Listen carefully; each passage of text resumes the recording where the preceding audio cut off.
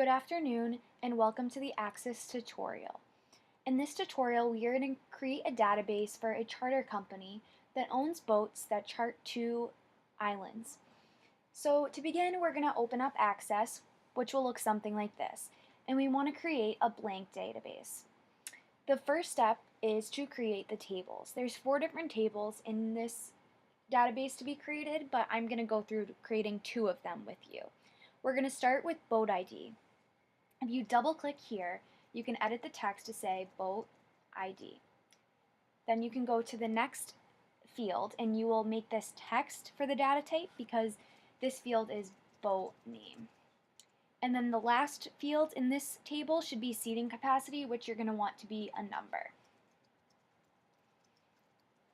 You're going to want to save this before closing out, and you're going to want to name it boat.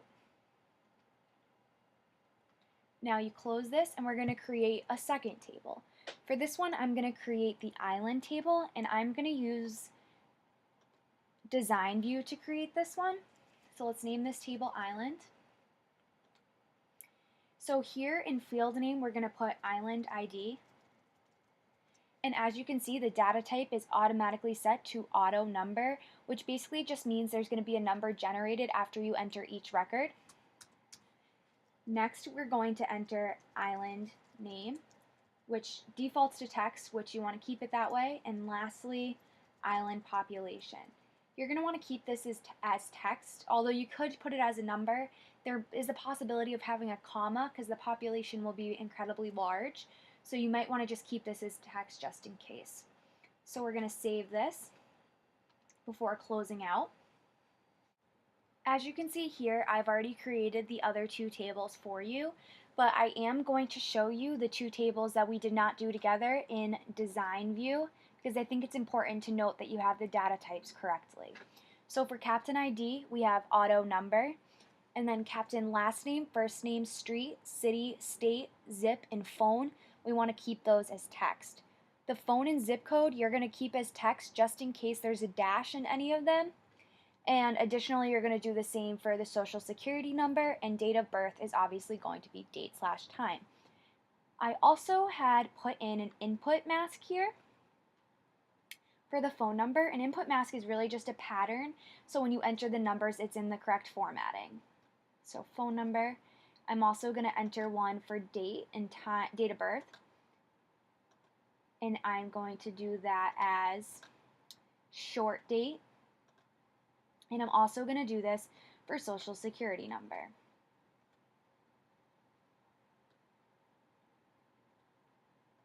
Okay, great. So let's save the captain table and look at the trip table really quickly. So as you can see, we have trip ID as auto number, trip date as date/time, and we can also put in an input mask here. As you can see, it's short date. And then number of people you might want to keep as text just in case the possibility of a comma. Boat ID, island ID, and captain ID, however, I would keep as numbers. So let's save this before closing out. And now the next part is to create relationships between the tables. That is, creating foreign keys and linking the primary key to a foreign key in another table. For this, you'll go to Database Tools, Relationships, Show All Tables, and I like to arrange it in a way that makes everything visible. So for this one, I would make it look something like this. And then you're going to link each primary key to this table. Always enforce referential integrity if possible.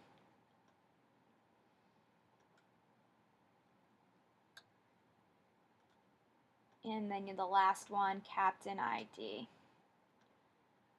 Okay, great. We're going to save these relationships before closing out. And now, as you can see, we are in datasheet view, and we're going to begin to enter the information. So the first boat we have is the Jolly Roger with a seating capacity of 15. And as you can see, when I begin to enter my second record, we have an auto-generated ID number,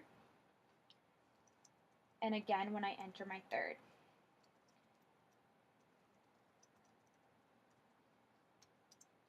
We just want to save this before closing out. It's always important to do. Now the next is the captain. So we're going to start with the captain last name.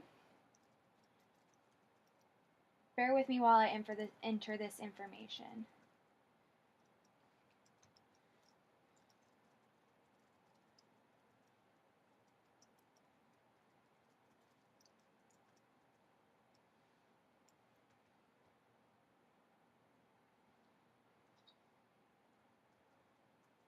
As you can see, as I begin to enter this phone number, it sets it up in the right format due to the input task that I had set, and the same would happen for date of birth, but Captain Jones has no date of birth reported, and for the Social Security. The next captain.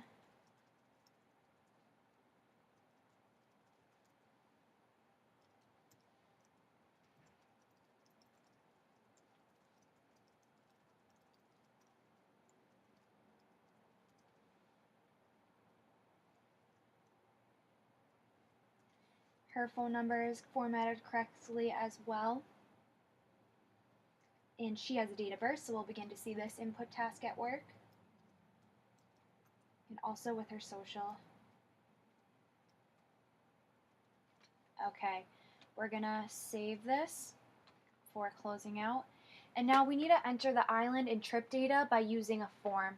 So just make sure you have the island clicked on but not open, and go to create. I'm going to use the auto form, and as you can see here, it does generate it using all the fields that we had originally showed. It does need to be in form view in order to enter the new records. So the first island is St. Thomas, with a population of 51,000 about. And down here where I am, new blank record is what you need to click. The second island we need to enter is St. John's.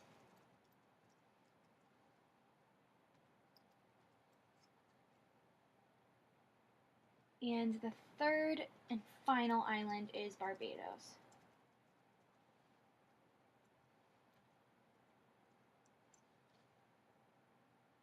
Okay, now we can save this form. We're going to call it island, and we're going to close out. Do the same for trip. Make sure you're in form view. Trip date. As you can see, the input mask at work here.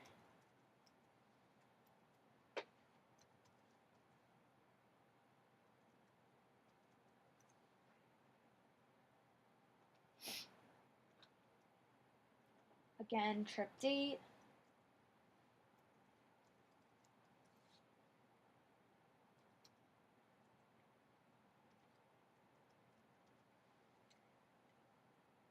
Click new blank record to get to the next one. And as you can see, there's no trip ID here. It kind of is going to generate as soon as I start typing, just as it would in datasheet view. I think that's important to note. This is the last trip I'm going to enter because I think you guys will have a great enough understanding of it at this point.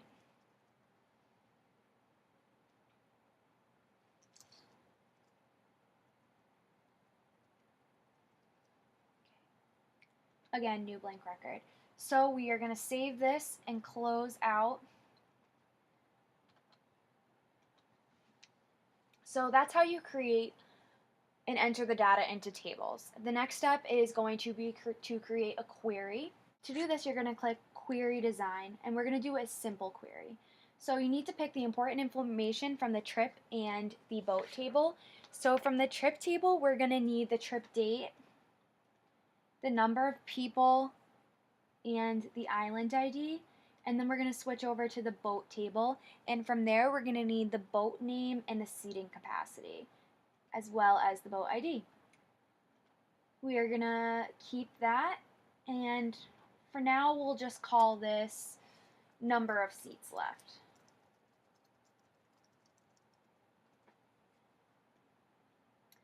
So as you can see, we've created a query here, and now we're going to create a calculated field to understand the number of seats left on the boat for each trip. So we're going to go to design view for that, and you're going to go to the first open field, and you're going to type in there whatever you want the name of that to be. So I'm going to name it seats left, colon, you want to use square brackets, and to calculate the number of seats left, that's going to be the seating capacity minus the number of people on the trip. So for this one, I'm going to do seating cap minus num. It's important to note that you spell these right, otherwise they won't be able to work. So we're going to save this, and then we're going to close it out, and when we open it again, as you can see, there is a new column, calculated field, seats left. Now we want to create a report using that query. So what we're going to do is report wizard. And for this, we want the boat name, the trip date, as well as the number of seats left. We don't want to add any grouping, but we do want to prioritize things over others. So we want to first prioritize by boat name, then by trip date, and then by seats left. We're going to keep that tabular, and we're not going to preview the report, we're going to modify the report's design. And as you can see, this is called number of seats left, just as the query was. Want to keep a relevant, appropriate title. Finish. And if we look at this in report view, we will see that the boat name is in ascending order, alphabetically, then the trip date, then the number of seats left. So that's the end. You have learned how to create tables, how to enter data, whether it be in datasheet view or through forms. You've learned how to create queries, create a calculated field within a query, and also create a report. This Access tutorial was created by Shannon Heath for Professor Yim's Information Systems class at Fordham University Gabelli School of Business. Thank you for watching.